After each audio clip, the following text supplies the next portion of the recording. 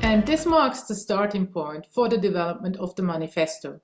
I hope some of you already had a chance to explore it. But let me also first express my thanks to the many colleagues who have contributed. So let's dive into the approach.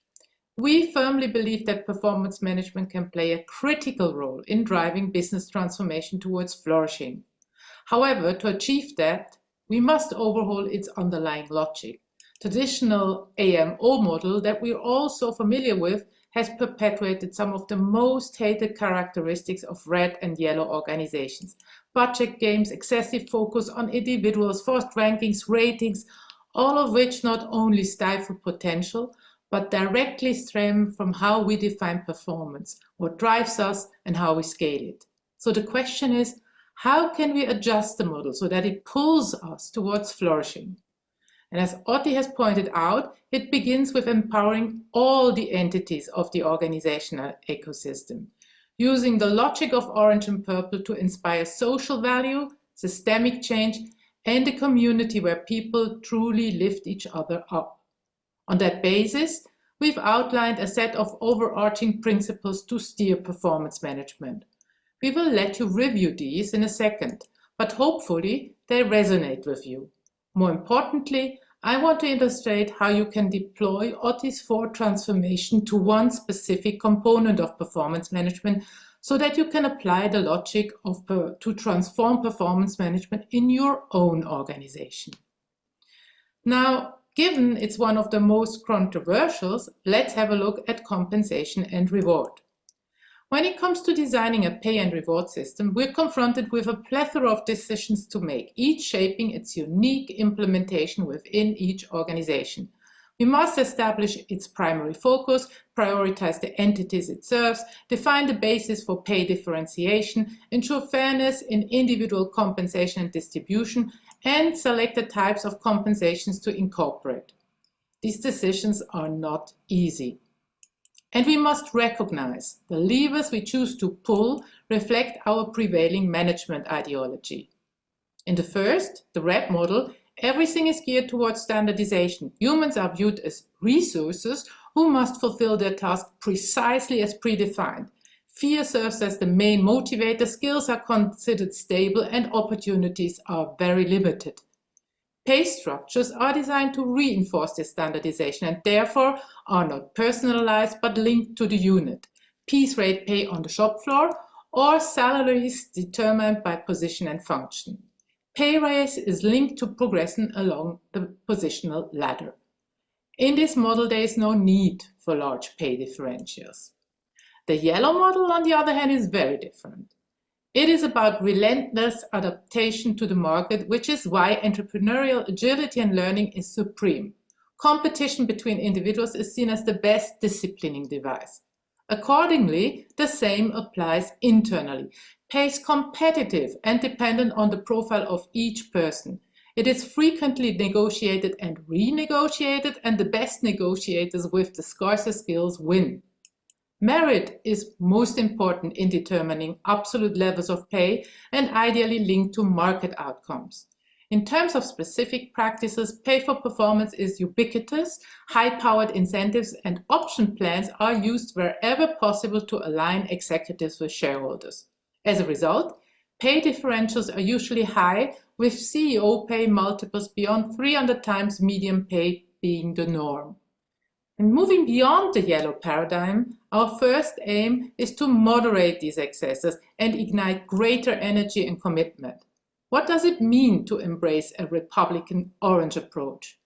It's about treating all stakeholders and individuals as equals, prioritizing social justice, ownership, and collaboration. In this framework, salaries typically exceed market rates and progression is based on skills. which signals trust and the organization's commitment to individual and mutual growth.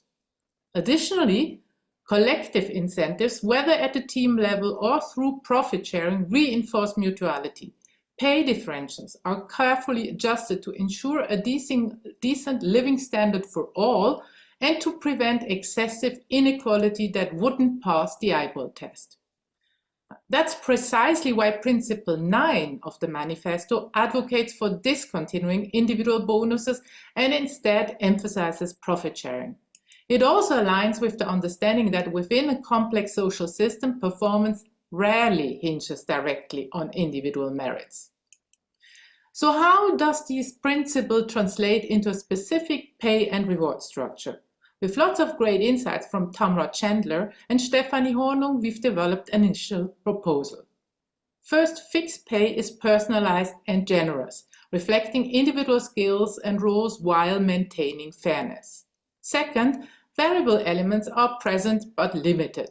Managers and peers can grant small rewards on the spot to swiftly acknowledge outstanding performance. Additionally, we propose high-impact rewards, ideally at the team level. Recommendations can come from anyone, but are validated by a committee of peers. Thirdly, most importantly perhaps, we propose widespread adoption of profit sharing and ownership among employees to promote fairness and encourage active participation. Lastly, non-monetary recognition should be frequent, incorporating input from peers or the community and aligning with shared purpose, team accomplishments, and virtues Otti was talking about. These recommendations are also captured on the somewhat provocative second page of our manifesto, which highlights practices which we deem ineffective based on evidence across our paradigms, here in the red, alongside those we believe could be valuable to catalyze the transformation in the green fields. And that brings us to the most crucial part, your feedback on the manifesto.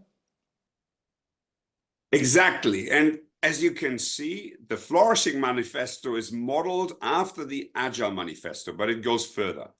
It features at the top 4 core beliefs that relate directly to the purple business paradigm that we've shown you before, along with a set of general principles in the middle on the left, and then a number of component-specific principles on the right that seek to connect performance management to a journey that goes beyond this yellow thinking, as Antoinette explained. And additionally, as mentioned already, we also included a second page with some initial ideas of specific practices to make it really concrete and easy to understand. But there's a lot more work that needs to be done. So we are really inviting all of you to provide us with your insights and feedback and suggestions on the website freedomtoflourish.world. Moreover, if you know of a company that is already experimenting with such practices or willing to engage in a journey of experimentation, please do get in touch. Which brings us to the final question, maybe. What does all of this mean for the role of HR? Well, you might remember that in our previous keynote, we proposed that HR leaders would need to have the courage to change their own role to reshape the future of work. Or rather, we asked the HR whether they would be willing to jump into the cold water and lead us from the very front towards the future of work. Today, we will try to be even more specific. We strongly believe that HR should take a lead in reshaping organizations towards the freedom to flourish. We believe the priority is to rectify imbalances of power within our companies, ensuring that every voice is valued and every individual has the fundamental freedom to thrive.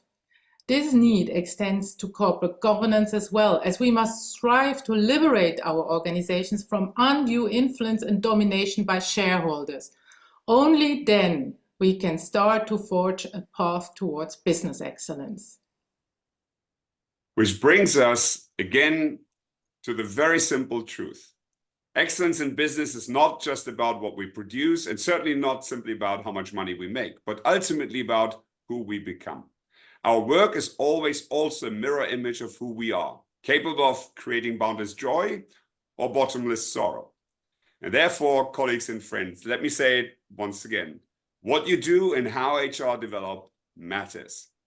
Please join us to become part of this transformation movement. Let's make performance management become a source of joy rather than endless frustrations. And let's help people, organizations, and planet to truly flourish. Thank you very much, and speak to you all again soon. Take care.